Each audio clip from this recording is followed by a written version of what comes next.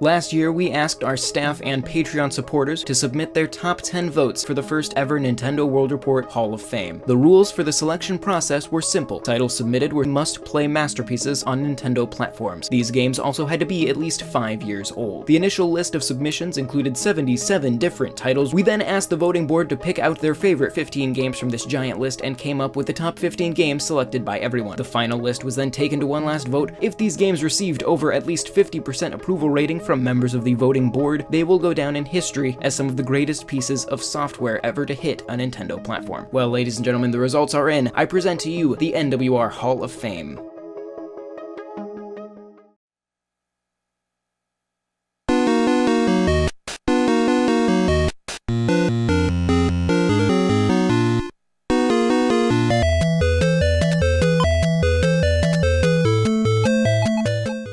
Tetris did not begin life on the Game Boy, but it began the life of the Game Boy.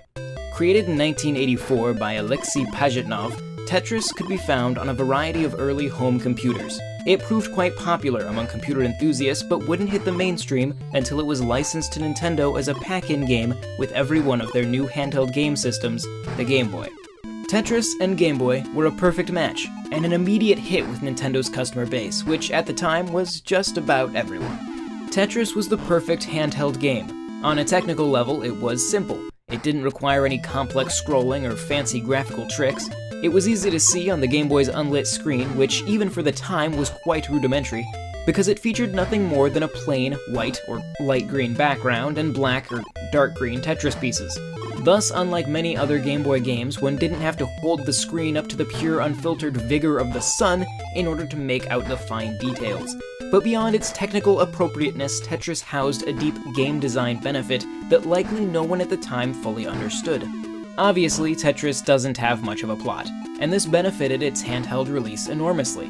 It's easy to start and stop playing.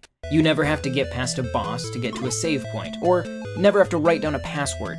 You'll never find yourself skipping through dialogue boxes. Tetris is a game in its purest sense, in that it is nothing but gameplay. This idea of pick up and play and put down would become a core game design concept for handheld games well beyond the Game Boy. It's clear in the simplest of cell phone apps like Angry Birds, but can also be seen in more complex games like Resident Evil Revelations on the 3DS. Despite having a rich story and deep gameplay, Resident Evil Revelations is split up into short chapters that give the player regular opportunities to start or stop. Tetris would continue to have a rich life on Nintendo systems. It launched twice on the NES, as both Atari and Nintendo were pretty sure they had the rights, but turned out Nintendo did. Since then, Tetris has had a release on nearly every Nintendo system, including the Nintendo Switch.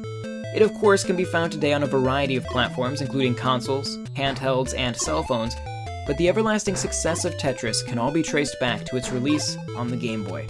Similarly, the success of the Game Boy can be largely credited to Tetris. With that in mind, it would be impossible to ignore Tetris as an honored member of the Nintendo World Report Hall of Fame.